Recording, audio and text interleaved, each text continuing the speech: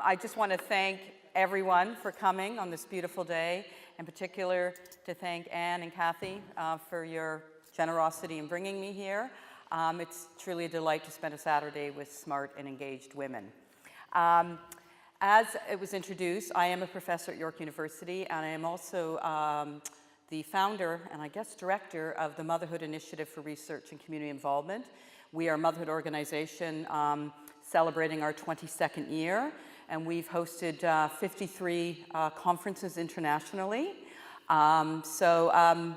We've been to Greece, we've been to Ireland, we've been to Portugal, and we do a conference once a year. So if that's something you're interested in, you can certainly contact me. We're welcome for all kinds of people to attend and participate. In addition to that, as was mentioned, I call myself the founder, but more appropriately, I am the mother of Demeter Press.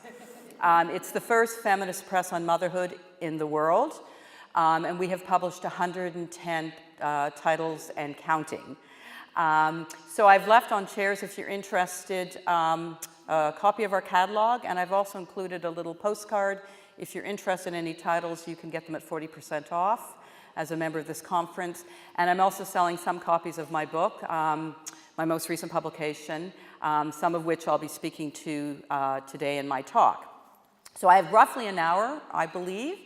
The talk I'm giving today is actually developed from a course I've done at York University, well, now coming up to 30 years. As was mentioned, I am a mother, and I had my first child quite young by today's standards. I was in my 4th year of my honors BA, and I had great plans. I think I was going to be a corporate lawyer and, you know, make a lot of money. Let's say that didn't happen. And I was dating a man, and I found out I wasn't just late, I was pregnant. So here I am at 22, pregnant, unplanned, dating, poor, and decided to have that baby, who's my firstborn, who is now 34, and I'm still with the guy, so he turned out to be a keeper. So I share this story because I was the student and then scholar of women's studies, but much to my shock, dismay, if not horror, I realized how invisible marginal motherhood was in the academy. When I announced I was pregnant, I got words of not congratulations, but commiseration and pity. That, you know, what was I doing? A good feminist isn't a mother. You know, a good feminist devotes her cause to change, and a good feminist certainly does not partner with a man and have a son. So I had 2 more children, also not planned, during my MA and my PhD.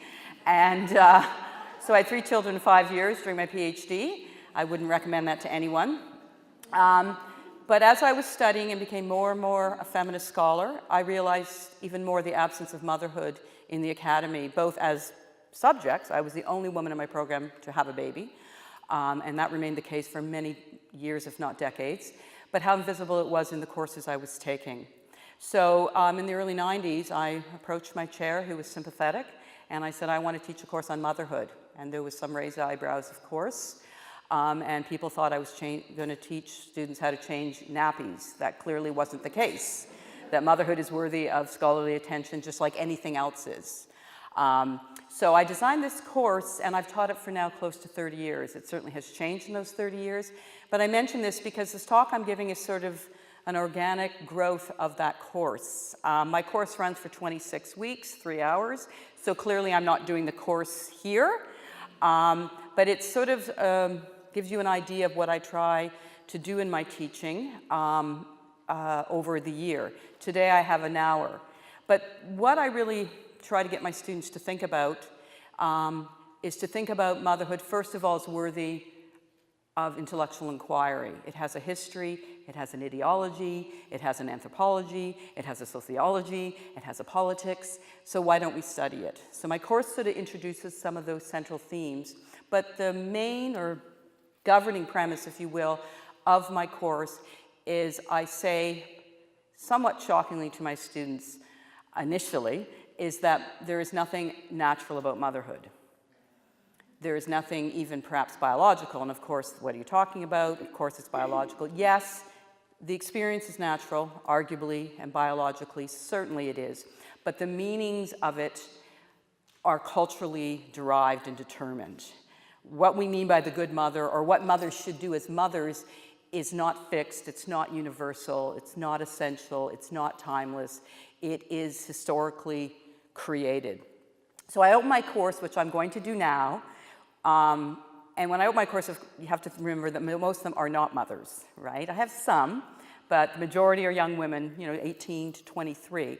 But I asked my students, if you were going to find adjectives, if you will, to describe the good mother in 2018, what adjectives would first come to mind? So if anybody just wants to shout them out, if you want to get that card on Mother's Day in May, what attributes do you need to possess to be so deserving? Anybody just shout out an attribute? Flexible. Patient. Tired? Tired, yeah. Can't admit to it, but yes, tired. So nurturing, somebody said? Selfless. That's a big. Caring. Energetic. Supportive. Nutritionist. Busy, organized. I mean, that's some of them. So basically, so you think, okay, this is what we ask of a human being. That she is to be selfless, all-giving, completely devoted to her children 24/7, is to completely devote her entire being to their well-being. She may even be martyred. She is to give everything to that child. She's to be patient. She's to be nurturant. She's to be caring. She's to be selfless. She's to be devoted. She is not supposed to have even an identity or life outside of motherhood. She, in fact, was born when her children were born, right? I say to my students, do you know anything about your mother? She's my mother. So a good mother really doesn't have a purpose, an identity, a life outside her role as mother. The other attribute is she is to never get angry. She's to be composed and content in her motherhood. She is supposed to be, of course, altruistic and all-giving, and she's supposed to be asexual. She would have had sex for as many times as she has children, right? So they're kind of the attributes she's supposed to embody. Then I say to my students, okay, hold them in your head. I actually write them on the board. And then I say, okay, but what is she supposed to look like? So if you, in the old days, I used to say look in magazines. Now I say on the internet. But if you would, or on television or popular culture, what does she look like? No apron. No apron, yes. Well, yeah, and that's a very good one because the definition has changed, right? So in the 1950s, she better have been wearing an apron. Today, she better not be wearing an apron, right? But certainly, overwhelmingly, she is white. If you look at most magazines, she's white. Now, there might be a special interest story, on, Indigenous mothering, perhaps. But generally, in the commercials and in the sitcoms we watch, or in the advertisements we see, she's white. She's also, I think, almost exclusively, maybe not exclusively, but she's able-bodied. She has no physical or mental or emotional disabilities, and I put that in quotation marks. And she smiles, she's like really happy and she's content, she doesn't have anxiety. And given that, we say, 1 out of 3 people at some point in their life suffer from some form of mental illness, whether anxiety or PTSD or what have you, that is not a representation. She's certainly not in a wheelchair, she's certainly not visually or hearing impaired, she is of able mind and body. She is also, generally, that has shifted a little bit, but she's heterosexual. Yes, we've changed in Canada. There's recognition of same-sex marriages and lesbian mothering. But still, she is generally seen as not just heterosexual, but married. And I mention this because I'm not, married. I'm in a common law relationship. And I remember shopping at Sears and with my children, and I could see them going to my hand, right, to see the ring. And clearly I wasn't wearing a ring, so I'm the bad mother, right? So they're married, they're heterosexual, they're monogamous, and you always see the ring to mark their legitimacy. They're wearing the ring even if they're stuffing a turkey on Thanksgiving, and normally you'd be taking your ring off to do that. There's a marker. So she's married, she's monogamous, she's heterosexual, she's able-bodied. She's in the kitchen, yes. She's devoted to her domestic and, children and her, so forth. And related to that, yes, she's generally portrayed as suburban. Very rarely do you see representations of rural women, mothers. Very rarely. And, urban or suburban, right? And she's always middle class, right? And that's marked by her home or the car she's driving, right? So she's middle class, she's white, she's able-bodied, she's heterosexual, she's married, she's monogamous. She's also the biological mother of the children that she's raising. Very rarely do we see representations of step or blended families, right? And she always has 2.1 children, right? You don't see mothers of large families anymore, right? Finally, and this is one I find most intriguing, because this is the one I think has changed most dramatically, arguably, is her age. If you're 18, you are not a good mother. If even you're 23, you might be considered too young, right? But if you're 35, you're probably too old. So I say to my students, you have about 5, and if you want 2 children, you've got 5 years to be that good mother. Roughly between 28 and 33, right? That's a small window. So then I say to my students, okay, I won't repeat everything I've said, but altruistic, married, heterosexual, able-bodied, white, happy and composed, in the kitchen, and I say to my students, how many who are mothers, how many of you are that mother? No one has ever raised their hand. But I ask them, I say, okay, if you're not a mother, how many of you had a mother like that? Occasionally a hand will go up, and quite proudly, right? And then I said, your mother never got angry with you? And the hand goes down very quickly. So it's a real sort of, I do this deliberately to get people to think about this, because that's how she's represented, but that's not how she is. So where does that come from? And most importantly, why? What purpose does this serve? What history does it hold? So the thesis of my course, I should keep it on time. I've put my phone down somewhere. Did I keep it here? Yeah. Would you want to give me maybe a 10-minute thing? I put my phone down. Sorry. Oh, sorry. Yes, and I'm such a Luddite. I just got a cell phone 4 months ago, so I'm a bit of a newbie on this.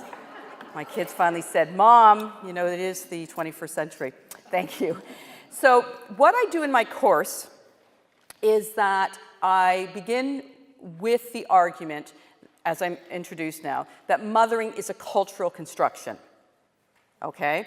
That it is made, if that makes sense. It's fabricated. It isn't timeless, universal, fixed. So, and today, the cultural construction is everything we mentioned. Has it always been that way? Did a mother always have to be, patient, devoted, to her child? Absolutely not.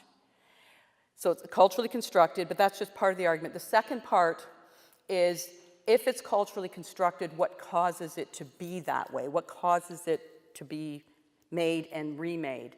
So the second argument of my course, which we spent a long time on, which I'm not doing here, is that the thesis of the course, at least the good first part of it, is that mothering is a cultural construction, but that it's continuously remade or redone or transformed as a response to and as a result of significant cultural change. So I'll say that again. So motherhood has been throughout history quite radically transformed in meaning, practice, as a response to significant changes in society. So in my course, I'm not doing it here, I look at 4 of those transformative moments. And the first one, which we won't do, I actually go back to 8,000 BC, and I look at how, from being hunting and gathering nomadic cultures and through the rise of agriculture, motherhood was redefined quite dramatically, and for the worse. Then I look at the Industrial Revolution, and I look at how mothering was under agriculture in rural Europe, and how it became radically redefined when that society changed to an industrial, urbanized economy. So I'm not doing that here. What I am going to do here is look at 2 other moments of those transformations. And this brings us to much more recent history, which is the Second World War and after. So we move from sort of a war economy, from 39 to 45, to a peace economy, 46 and onwards. That's, that's in my course, Transformation 3 for today, that's what I'm going to look at. The second moment is much more recent for us, and that is the 1990s.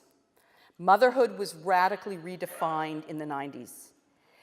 And if my thesis is true, there had to be something happening in the 90s that caused motherhood to change.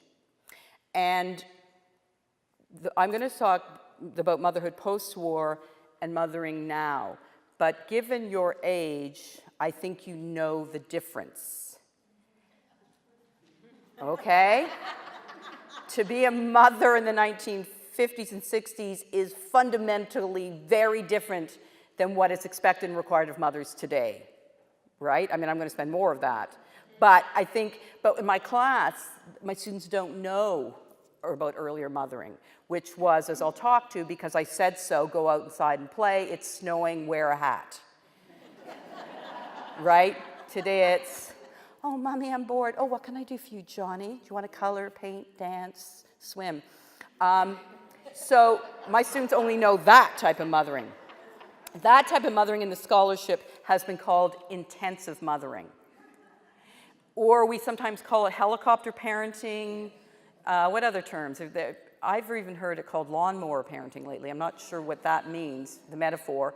But it's a very over-involved, helicopter, yes. The mother today is the chauffeur, the coach, the cheerleader, the confidant, the best friend, and so on. So I'm going to look first at what happened during the war, after the war, and then today, and try to offer explanations. But it's still, I think, very much speculative, at least for the now period. What happened in the 90s?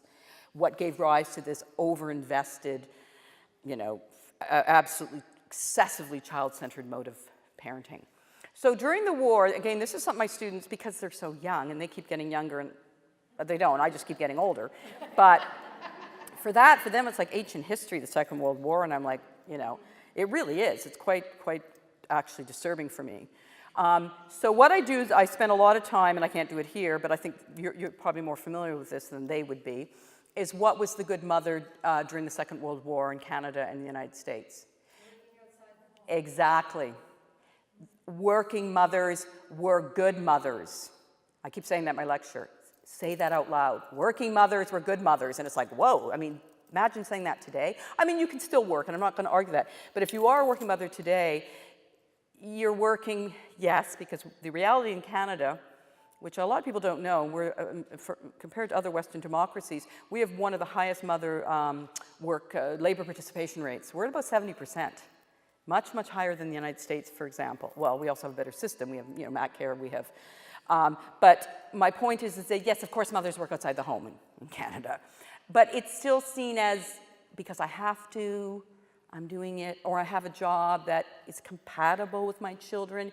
Even for mothers who work outside the home today, it's seen as that their children still come first. So they'll organize their work schedule, their careers around their real purpose being and calling is that of their children. During the war, that was very different. Mothers worked because they were required to and they were expected to do. Mothers who did not work during the war were considered to be selfish because they were not being patriotic. We know this, again, my students don't, but if women were not drawn into the paid labor force during the war would not have been won. The women had to carry on the economy because the men were overseas fighting. So not only did they have to continue the regular economy, if you will, they also had to do the war economy in terms of building the bombs, the tanks, the ammunition, the ships, and so forth to, win the war and bring our boys back home safely. Now, if any of you have seen the film, I show it in my class, Rosie the Riveter. Yes, it's worth seeing. I believe it's online. It's Rosie the Riveter. Now, it's American, so it's a bit, obviously, deals with different issues, but it's a fabulous film because it just uses so much original footage from that time period, which shows how much brainwashing and, if not outright coercion, to get women to work outside the home You know, they're saying if you're not working, you know, you are letting down our boys. You're not doing your part. So there was a valorization of working mothers in the war. They were highly romanticized. And there was sort of a cult of the working women and then the working mother. But, and as I always ask in my course, you know, who's minding the children? Okay, so yes, we have women in numbers unseen. Middle class, I mean, working class women have always worked, okay? What's different about the war is it brought middle class women into the workforce for really the first time in history in huge numbers. Working class women worked. The only thing that changed in the war for them, they went from really crappy jobs of domestics or, you know, service work into better paid unionized war industry works. But for middle class women, they were drawn into the labor force really for the first time in history, paid labor force. So the question is, okay, they're off building bombs, ammunition, ships. And again, the film does this so beautifully, so powerfully. Who's minding the children? So when I just started doing the research on this, I mean, lots has been written on this, but I'll share this one story because this is what really stuck with me. This is an American example, but during the war on the west coast of the United States was the shipbuilding industry, and it employed a huge number of women in highly paid and highly skilled jobs too, right? They're saying, oh, well, women can't do that. They learned to be welders in 3 weeks and did the job as good as the man who had left the job. But these women now have children. So in the shipbuilding industry on the west coast of California, the research that I did, well, I didn't do the research myself, the book I read on this, was they realized that, guess what, children don't take care of themselves. You know, what a big revelation, right? So we need to take care of them. We also have to do it well enough because we need these women in the workforce. So what they did is they set up across, and it was, I'm just using this example, it was all over United States and Canada in a bit different way. They set up childcare centers at the shipbuilding industries. Okay, first of all, on-site workplace childcare. Okay, that is shocking. I mean, how many mothers have that? So they had that, so they could go to their job and they could bring Susie and Johnny with them. But it gets better. So they realized that children also get sick occasionally, or always, right? So not to worry, moms, you don't have to miss work if your child's sick. I can't tell you how many times when I was doing my PhD and working, you know, I'd be checking their temperature. You know, are you that sick? You know, I'd be like, can they go, or pink eye? No, it's not really pink eye. I'll just clean it out. Nobody will notice, right? And off you go. So these women could bring their children, and there was a pediatrician and a nurse on site, and a sick room. So you can still go to work and know your child's sick. And if you have young ones, you know how frequently that can happen. Because they realized if they didn't do it, the absenteeism rate was going up with these mothers, and they weren't working, and they needed to be working to win the war. So they had a sick room pediatrician and a nurse. Then they also prepared hot, nutritious lunch on site by a nutritionist. Okay, your child, you don't have to pack a lunch. Think about that, right? Nothing worse than parenting, I think, is packing lunches. And so you know and they also, I should have said initially, they were also taught by they were run by highly skilled educators. They weren't, you know, well, there wasn't TV then, but they were providing programming, enrichment, age appropriate for those children. They weren't warehousing them, if you will. So then, but it gets even better. You could bring your laundry. And you'd pick it up at the end of the day and it'd be neatly folded and starched or whatever they did back then. But it even gets better because at a lot of these places, when you dropped your child off, you could say what you wanted for dinner that night. And when you picked your child up, you would have a hot, prepared, nutritious meal. So I say to my students, these weren't suddenly born-again feminists who did this. They did it because they had to do it. They knew that they needed women working, and they needed to do everything to make sure they worked. So you see how this is economics driven. These men didn't suddenly say, oh, gee, I really care about mothers and children, and let's provide for them. So these women were able to work because the state provided the infrastructure to enable them to be employed and their children well cared for. And it was either free or nominally paid, right? So this happened. So we have 6 years of our history of the celebration and support of working mothers. Okay. That's a peace economy. Well, war economy, women are working. Well, then the war ends, and everything changes. And what's fascinating, it literally changed overnight. Often these transformations, the other ones I'm going to talk, I don't talk here, but in my other class, those transformations happened over centuries or decades. This transformation happened immediately. The war ended, the men returned, the women were fired. Yep. Full out. Some women wanted to stay because they liked to work. People work for lots of reasons, not just for pay. They work for purpose, they work for meaning, they work for friendship. And the film Rose of the Riveter is brilliant on that. It shows these women enjoying working with other women, and they're out having their sandwiches from the welding shop and having community. Of course it was a war. I mean, they're very clear on this. It wasn't a time of celebration. But these women enjoyed to work. You know, I keep getting asked as a women's studies scholar, why do women work? And I said, for the same reason men do, right? For pay, for enjoyment, for meaning, whatever. But these women were fired. Poor women, working class women always have to work, so they just went back to the crap jobs. They went back to the laundries, they went back to the kitchens, and were making a fraction of what they were making as welders. And many of these women, in those 6 years, went to night school, they trained, they thought once the war was over, they could keep their jobs. Because they had been doing them, and they had upgraded. Clearly that wasn't the case. They were fired en masse to free up the jobs for returning soldiers. But, you know, sometimes coercion can cause resistance. So another piece is always needed when you want people to do what you want them to do. And this is where ideology kicks in full throttle. During the war, nobody was saying, what about those poor children of working mothers? Suddenly, after the war, the now emergent discipline of psychology, no disrespect to psychology, but it can be misused, and it's really pop psychology. There was an emergence of this field, and the literature proved that children of working mothers suffer. And I'm like, well, what about yesterday? They were doing just fine, but now the literature is saying this study has shown that.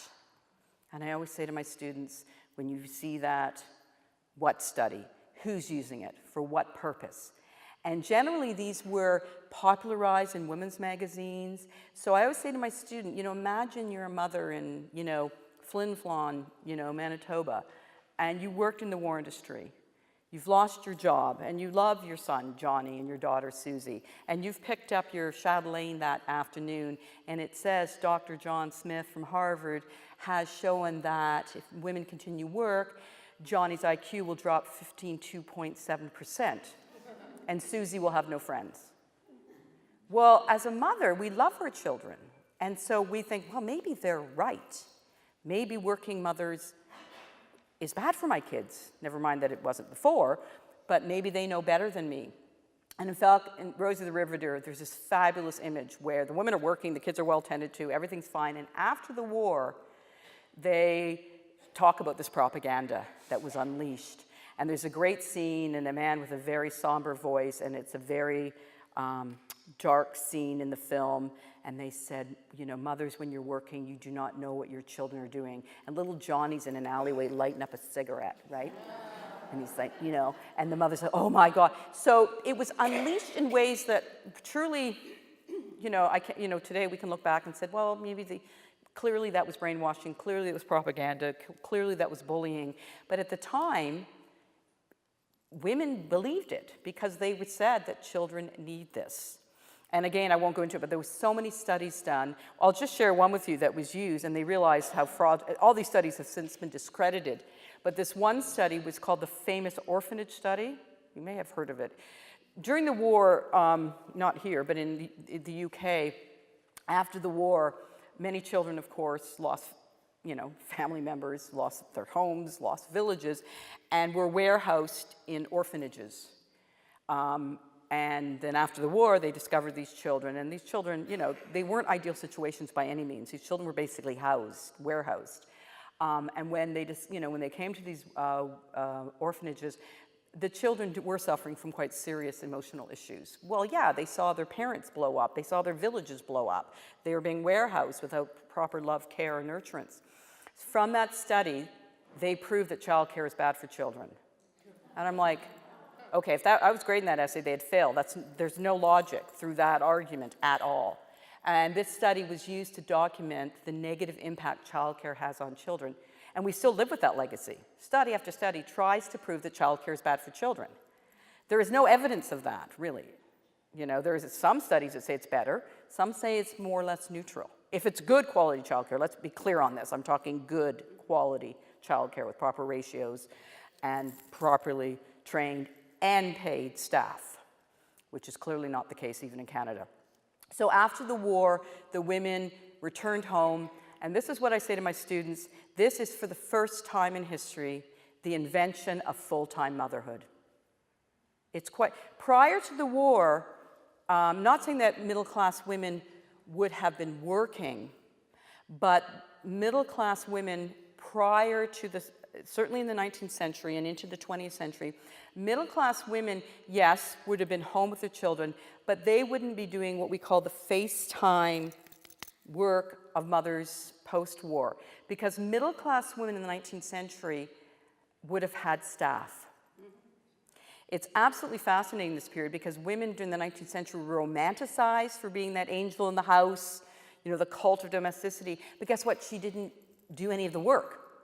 The average middle-class women in the 19th century would have had a governess, they would have had a nursemaid, they would have had a laundress, and they would have had a cook. So yes, they were home, arguably, but somebody else would have been raising their children in the 19th century middle-class homes. It wouldn't have been the mother. And for lots of reasons, largely staff becoming less affordable, smaller homes, so on and so forth. By the end of the war, middle-class mothers didn't have staff. She would have been the one raising her own children. Really, for the first time in history. That's really recent, that it was expected and required that the biological mother would be at home full-time and be doing all the work of raising her children, like not outsourcing it to nannies, nursemaids, what have you.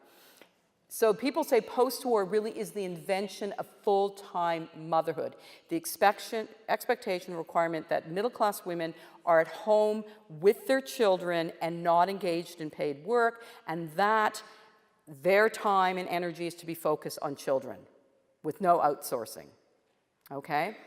However, yes, it's the invention of full-time motherhood, and it was required.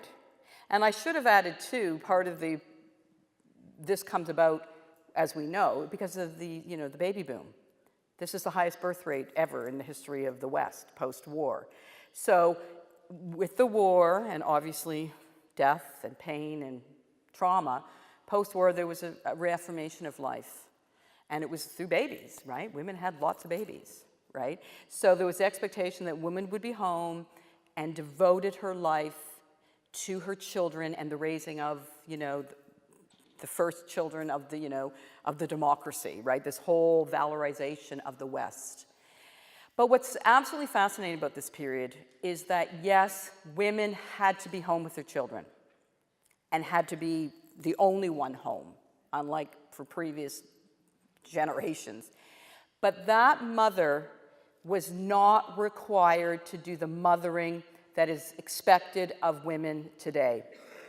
In fact, in the book that I have here, I call this time of motherhood, which is sort of 46 to the early 90s, I call it custodial motherhood, or the flower pot approach. A little water and sunshine and fertilizer and they're all good to go, right? Mothers, yes, had to be home, but they didn't have to be, they had to be physically home, but they didn't have to be psychologically attuned to their child as we require mothers today. In fact, a study, which it's somewhere in there, says that working mothers, and I hate that term because all mothers are working mothers, so I should say, women employed in the labor force today actually spend more face time with children than stay-at-home mothers did in the 1950s and 60s. Think about that. They spend more time with their children being employed out of the home for 8 to 9 hours a day than mothers who were at home in the 50s and 60s. So you might have said, well, how could that be? Because mothers in the 1950s and 60s were not expected to be their child's best friend, confidant, entertainer, play date, friend. Mothers, in fact, in the 1950s and 60s, their energy and attention would have actually not been spent on children. It was to be spent on their home and their husband. A good woman in the 1950s was a good wife, and a good housekeeper, and a good cook. You see what I'm getting at? That, and I'm not saying this is ideal, but I'm simply saying that a woman's self-worth was not measured by her children as much as we do today. It was measured more by how happy her man is, how clean her home is, how wonderful her food's, cooking skills are. Children, in other words, we use the language now, children were seen and not heard. It was a very different type of mothering. That yes, mothers were there, yes, mothers loved their children, but they didn't spend a lot of time with their children. So I can speak to this because I was born in '61, so I am one of those children born in this custodial motherhood. But I became a mother as intensive mothering came into being in the 80s and 90s, and they couldn't be more different. So I'll just give you a couple examples from my childhood to illustrate this, and I know you would have the same. When I was growing up, my mother had four children. My sister's older than me. She's my half-sister, but she had 3 under 3. Can you imagine? And she was a stay-at-home mom, as was required and expected. She kept a clean home. I remember her meeting my father when he came home from work with a black dress and pearls. Right? That whole middle-class scene. But I don't remember any time actually with my mother. In fact, as children, we knew to stay away from her. Not because we didn't love her, but children, what a radical notion, children hung out with children, and parents hung out with parents. And so I would never have gone to my mother, ever, and said, I'm bored, Mommy. Because what would she have done? Oh, really? Oh, well, laundry to be folded, grass to be cut, I don't know. We stayed away from our parents. We hung out with children, right? And we, again, the example I gave at the beginning, my mom said, go outside and play. It's raining, it's cold. Well, put on a hat or, bring an umbrella. And actually the term now I love, they're using the term free-range children to explain this type, and actually it's become back in style. I'll get to that, but a lot of psychologists are saying what we're doing to our children today is very, very unhealthy. The coddling, the micromanaging, and let children be children and let them run free if they will, right? I mean, obviously with, obviously not just gonna let them run at, 6 months old off on, Yonge Street, but age appropriate, free. So I'll share 2 examples. One of them is, and I just compare it to today. My children are older now, but I'm still out and about in the world. And if you're out, say at supper time, you see parents madly trying to feed their children, often fast food, because they've got ballet, they've got gymnastics, they've got soccer, they've got piano, they've got French immersion for toddlers. They have, all these things. And it's every evening a child is engaged, right? When I was growing up, 50s and 60s and 70s, there was no children's programming. There was nothing. I mean, I suppose there was, but not like today. The only thing I went to was Brownies, and I got kicked out. I went 3 weeks and I misspoke, and I was kicked out of Brownies. So that was my only extracurricular programming. Can you imagine today a mother not putting her children in programming? I remember when my kids were growing up, and I did a little bit. I had 3, and we lived rurally, so I said, you can do 1. That's it. I have a full-time job. I live an hour from my job, so you get to pick 1, right? So my son did tennis, or my one daughter did guides, or what have you. But I remember being at the school, the dreaded school pickup. And they'd say, what are your children doing tonight? And what programs are your children in? And I finally said, they're in nothing. They're all going to grow up and be losers. So it's done. But so then parents didn't do that with their children. So my students said, what did you do in the evenings then? I'm like, okay, good point. We played outside with other children. And so I share this with my students, and I'm really dating myself, because I say, yeah, we'd go outside and play with the street kids. I lived on a sort of a crescent, And we'd all run out, and because it was baby boom, there was so many of us. Like, we were in packs, just running. Jumpsies, I'm really dating myself, double dutch, hopscotch, hide and seek. So when I came home, I knew when to come home, and that's when the street lights came on. We'd all, bye, see you tomorrow, blah, blah, and we'd run home, we'd maybe have a quick bath, and we'd go to bed. Our parents did not read to us 15 bedtime stories to increase our IQ 0.27% per book read. They didn't. And, I had a normal, good childhood. We hung out with children. We played with children. But what was so interesting, too, and I raise this in my teaching, I spend more time on it, but I find fascinating how practices of mothering are even enforced by the buildings in which we live and how we live our lives. Because when we were playing outside, we thought, our parents can't see us. But the way we designed our homes then, that every home in middle-class suburbia in the 1960s had something called a front porch. And they also had something called a window that overlooked the street. Modern homes today have what? The kitchen, garage in the front, three-story, three-car garage, no front porch, or one that you can put like a little planter on and maybe one chair, and all the windows of the kitchen face the back, to the back deck. People hang out on their back decks. Nobody sits on the front porch anymore. Nobody looks out the front window. So, in fact, our very design of our homes has created intensive mothering in some ways. Because mothers, I'm sure my mother was, doing up the dishes, going, there's Andrea, oh, nope, yep, she's there, we're good to go, right? And we were safe because we were among children, a group of us. People say the streets aren't safe anymore. I say they're not safe because we've made them unsafe.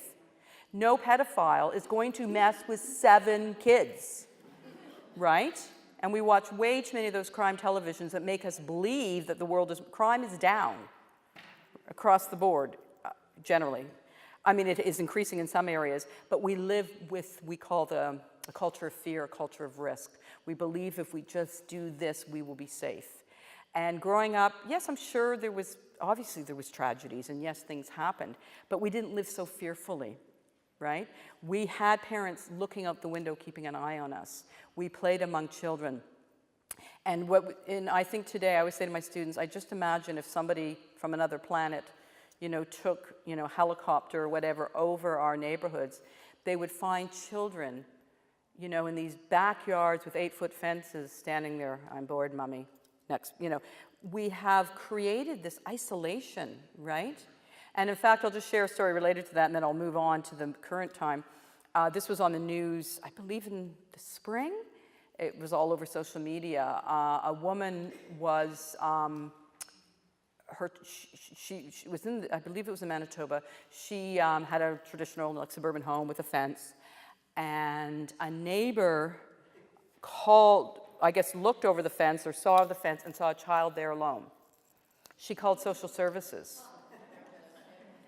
And the mother, I'm sure, was just in the kitchen, and the child was 4, 5, 6, 7. They weren't like little, and they called, and she was fully investigated. And I'm thinking, that's how much, and that's why it's also punitive and judgmental. If she really cared about the child, she would have gone over and knocked on the door to make sure the mother hadn't had a heart attack and was dying in the kitchen, right? She was saying, you're a bad mother, look at that child out there. And that's how we are raising our children. And there was a case several years ago now where the journalist let her son, I believe, ride the subway in New York. Oh my God. I mean, the child was, prepared. She did the route. He wanted to do it. And she had gone over and over and over it with them. And someone saw a child, not with an adult, and the police and social services were called. I know we always say this at our age, but I was riding the bus at 10 by myself, right? And you know what? I got lost and confused and probably cried a couple times, but guess what? I figured out how to do it, right? I learned from my own mistakes, right? My mother didn't just, well, maybe she did. Back then, you're right, my mother didn't prepare me. She just said, take the bus to school, right? It was like I had to do a transfer, right? The other example I give, and then I'll move, I share this with my students because this really traumatizes them, I suppose. So my mother, as I said, had 3 children under 3. We were all in diapers. And my mother, was in a suburban home with an unfinished basement. And she had the old washing machine, and it was an unsafe place for children to be. There was exposed wires and what have you, concrete floors. But she had to do a lot of laundry every day with 3 children diapers. So what she used to do is air us on the front porch. So I would be in a playpen, and you can't buy playpens anymore. I'm talking about the real playpens. Because that stifles a child's natural curiosity and, exploration, and you're shutting them down. I say, no, you have one so they don't drink the bleach under the sink. But playpens are, you do not put, you would never put your child in a playpen today. The carry ones are fine for when you're visiting, your in-laws or family. So I was in one of those really big playpens. My sister was in a bassinet beside me, because the porches were much bigger then. And my sister's there, and my brother was tied to the front tree. He was. It's okay. And my students were like, what are you talking about? And then when I gave this lecture a few years ago, my students shouted out, oh my God, I was tied to a clothesline. So she had more mobility. Right? But I remember thinking, my students are horrified. They said, but my mother did it in such a way, clearly, that he wasn't going to strangle himself. And he was fine. But today, if you walk down your street and saw a child tied to a tree, never mind being on a front porch unattended, social services would be called. And I'll just, I'll share one story. This was also a friend of mine's daughter. This happened about 10 years ago, just to illustrate the difference. So here I'm on a front porch, but the reality is today we live in a world that doesn't really support mothers and children. Just to get out of the car. How many times have you gone to the store and your child's sleeping and you got to get a bag of milk? You're like, oh my God, you have to wake them up because you can't leave them unattended. And I'm not saying you should, but we don't live in a world which supports the work mothers have to do. And I remember when I was a PhD student, I lived in campus housing, and I had to do laundry. I had a lot of laundry. I had 3 children. I didn't have a washer and dryer in my apartment. Of course not. We were poor graduate students. So I'd have to go down to the basement. And I wouldn't bring my kids sometimes because I have an infant, a toddler, and a 5-year-old, and 6 bags of laundry. So what am I going to do? You know what I did? I left them in the apartment. And I ran downstairs doing I'm not Catholic, but a Hail Mary or pray to the goddess, please don't let the fire alarm go off. Please don't let it happen. But should something have happened, I would have been found liable. But that's the world we live in. We don't live in a world that supports the work that mothers do. And just to share the final story, this was of my friend, her daughter. She was coming home from work. She was a good mother in the sense she was white, middle class, able-bodied, all that. She was the good mother. She was not marked. But this is where she gets a bit marked. She was having friends over for dinner, so she stopped at the liquor store to get a bottle of wine for dinner, and she had a little one with her. And, liquor stores, it's all glass, right? And it was during the day, so it wasn't busy. So she said, I can run in and run out with my bottle of wine. And well, when she got back to the car, a woman was standing and blocking the door to her vehicle. And she said, excuse me, this is my car. And she said, yes, I know it is. I've called the police. And she was investigating. Now, thankfully, but they came to her home. They did a full assessment of her, income, her cleanliness of her home. And yes, maybe she shouldn't have left her child, but what I'm saying is that that's how bad we've come. And again, it's punitive. If she really cared about the child, she would have kept, and it wasn't a heat issue with the windows up or anything like that. That is a different matter. She was gone for less than 3 minutes, and there was, the weather was fine for that. But if she cared about the child, she would have stood by the car to make sure the mother is coming back, right? And made sure the child was fine. That wasn't what she was interested in. She was interested in judgment and blame and shame. That's what she was interested in. So fast forward, and I know I need to start wrapping it up. That mother would not get a Mother's Day card today. The mother who tells her children, because I said so. The mother who says to her child, go outside and play, I have to do the laundry. The mother who, is maybe watching her children via the kitchen sink. The mother who does not put her children in multitude programming. The mother who does not read to her child at bedtime. The mother who does not ask, daily, how are you feeling? Are you okay? Tell me about your day. I'm not saying that's right or wrong, but that's not how I was raised, right? My parents loved me. I knew they did. I was fed and clothed, and we, did normal middle-class things. But I didn't look to my mother for a friend. I mean, I did actually when I was a teenager, interestingly, but as a young child, I didn't expect my mother to be my confidant, my chauffeur, my cheerleader, my coach, my social convener, right? I expected my mother to do what mothers do, love, raise, bathe, care for children. That changes very dramatically by the 90s. To be that mother today, you might not get the card, you might end up in jail, right? So a lot of people, historians, are very fascinated. If custodial motherhood was okay for 30, 40 years, and since then we've had a radical, I would say 180-degree turn of what a good mother is. For example, a good mother today is not expected to be a good wife. Do you see what I'm getting at? Her attention is supposed to be more on her children than on her intimate partner. In fact, a good mother today isn't really expected to have a clean house. Adequate, but in fact, a clean house means you're stifling your child's creativity. Right? It's supposed to have, toys should be readily available. There should be part of the wall made available if the children wish in a moment of inspiration to color on it. It's supposed to be a bit messy and cluttered. I'm not judging, but if you go in a house today compared to the standards 50 years ago, it would be unimaginable. Mothers aren't expected even to be necessarily good cooks anymore. Yes, nutritious, but they're not expected to do what my mother had to do, everything from scratch, everything, Mothers, of course, have to cook, nutritious meals, but nobody would expect a good mother to be in the kitchen 4 hours cooking a meal. In fact, she'd probably be a bad mother because she's ignoring her children, right? Too much of her time is being spent on domesticity and her partner. All her time is supposed to be spent on her child now. So it's quite fascinating how it has flipped. And I don't know if one's better or not, right?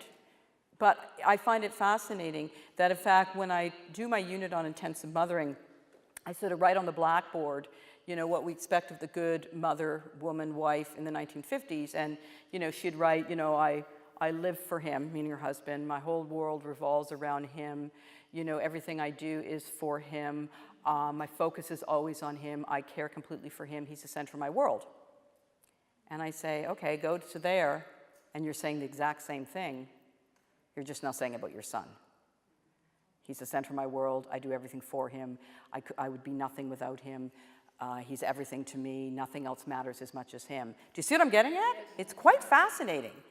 And we recognize as feminists how oppressive and reactionary that was. Oh my God, what woman? She needed feminism badly. She's living for her man. She has no purpose without her man. And, her world revolves around her husband. She's oppressed. But when we write the same attributes for her children, we don't see that as problematic. We see that as praiseworthy. And I'm not saying, we can't, love our children, care about children. That's not what I'm saying. But we now, under intensive mothering, and I just want to read you a quote. This is from a colleague of mine, and I absolutely love it. So in this book, I talk about intensive mothering in terms of to be that good mother. Okay, I'll read you to. This is Sharon Hayes. She's actually the scholar in the mid-90s who coined the term intensive mothering. But this is what she says, and I'll just read one quote, and then I'll be very briefly on why in the 90s. But this is what she says. This is from Hayes' work. She says, under intensive mothering, the mother is the central caregiver. That's required, obviously. And I would say that was still up from the 50s and 60s. Mothering is regarded as more important than paid employment. I would say that's from the 60s, but where everything changes is this. Mothering requires lavishing copious amounts of time, energy, and material resources on the one beloved child. That's where it's different. Because my mother certainly did not spend copious amounts of time, energy, and resources on her children. And statistically, we know that. They say it costs more money to raise one child today than it cost for 4 children in the 1950s. So my other colleague, because I really liked, I asked her, she did a book on intensive mothering, which is also published in the Meter. And so in her book, she outlines what this good intensive mother must do. And I really like it. She says, again, contrast to custodial motherhood. They include, but are not limited to, mothers doing homework for their children. Let's be clear, not with their children, for their children. Mothers being friends with their children's friends. Mothers' social lives revolving around their children. Mothers encouraging children to continually phone or text them. Mothers spending all their free time with their children. Mothers always putting their children's needs before their own. Mothers doing everything for their children, such as laundry, driving, and lunches. Mothers speaking for their children. All conversation with friends and family revolving around the children. Mothers feeling empty after their children leave home for school or move out. Mothers who won't allow their children to sleep over at friends' homes or go overnight camp, and children who won't leave home for any length of time. That is intensive mothering, right? And I can't spend time on it because the focus of this, but there is a wealth of literature now saying this is not good for our kids. Part of growing up is learning to be, have efficacies, resilience, self-reliance. Children, you only learn by making mistakes, right? And ideally, they're little mistakes at the beginning, and then you learn from them. But if you've never, ever had to make a decision on your own, never had to plan anything, never having to fall down and actually get yourself back up, children are not given those skills of resiliency and self-reliance. And a lot of psychologists are saying we're at a crisis moment now. And as an educator, I can tell you this. Students come to university so woefully ill-prepared for life. And I'm not just talking they've never done their laundry, they've never made an appointment. They simply don't know how to make a decision on their own, right? It's always been done for them. And we have a crisis in first-year university now with binge drinking, students dropping out because they've never had to self-regulate because someone has done that regulation. And I know my partner, he's now retired, but he was academic advisor at a college for 25 years, and about 10 years ago, they introduced orientation for parents. And he's like, what? He said, well, the parents have to adjust. They need to know about the next day. I mean, I went out to university, my mom said, bye at the door, good luck, call me. And children today are so coddled, and in fact, so it's a half-day programming for parents to prepare their child and them for university. And at this event, and it was all money-making, of course, but they had this program, so your child always knows you're thinking about them, so you could buy gift baskets that would arrive thematically. So first week would be, welcome to university, son, and there would be, I don't know, probably a laptop in it now, and all kinds of school supplies. Then at Thanksgiving, you would send maybe a turkey theme. And there was about 15 of them over the years, so your child always knew that you were on their mind, right? So, and the other thing too, and I've had it now validated, because I thought it was just a rumor, that at University of Toronto University, I should say, parents can now sleep over the first night in their child's dorm. I'm not, they have a cot to assist with the transition. Yes? Sorry?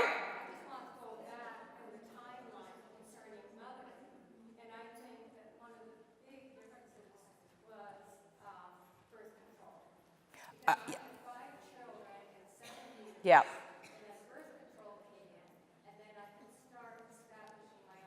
Absolutely, thank you, because what I will end now with is why in the 90s. And that is a big one. Fewer children, more control over our number of children. So for example, for lots of reasons. First of all, if you have 6 children, you can't do intensive mothering. It's impossible, right? You can't, And also, if you have fewer children, you have to do intensive mothering because we don't have siblings to play with anymore. Do you see what I'm getting at? So because we have fewer children, it requires intensive mothering, but also allows for it. The other thing too is we invest more in our children because we have fewer of them. So my mother used to say, I've got 4, if one messes up, well, I got 3 I can hope upon. I have children, my students are only borns, and the stress they carry, because when I was growing up, I was the smart one, my sister was the athletic one, my brother was this one. The young children today have to be all of those. Do you see what I'm getting at? And so that's changing demographics. We also live in a more materialistic consumer culture where children now are markers of success and wealth, right? All the stuff we buy, children really don't need. It's to mark our good motherhood, our wealth. But let me just end with this. I also think it's a backlash. I think intensive mothering is ultimately about putting women in their place. And I mean this because of this. I think you can be a very good, happy mother and have a career. I am not saying that for a minute. But you cannot be an intensive mother and have a career. It's impossible because intensive mothering requires so much of you: time, energy, focus. So with the rise of intensive mothering, 2 things can happen. You try to do both, be that intensive mothering that everybody says you must be, but I don't think you need to be, and I don't think it's good. But everybody's telling you, just post-war, everybody's telling you had to be that stay-at-home mother. Everybody's telling you now you have to be the intensive mother. So you try to do both. You try to be that intensive mother and have a career. What's going to happen? You're going to have, you're going to have a breakdown. You're going to be exhausted. You're going to collapse. You can't do it. So women ultimately make a choice, right? They believe they have to be an intensive mother and they want the career. So they have to give up one. Which one are they going to give up? Their career. They're not going to give up their children. It's the only relationship you can't leave. Think about that. You can leave, you can't leave your children. So they give up their career to be that intensive mothering that society says children need, which they don't. And I'll end with this example. So a colleague shared this to me, a few years ago. She was at a conference, and the woman speaking believed in intensive mothering. She really believed that children needed this. So my colleague raised her hand and said, okay, I don't agree with you, but fair enough. How can you be an intensive mother and also be employed? You can't. And the woman said, I agree completely. You cannot be an intensive mother and be employed. So my colleague raised her hand. She says, what are you supposed to do? And she said, marry a rich man. Yeah. That's backlash. All right, so thank you, and I please look forward to questions, comments, and clarifications.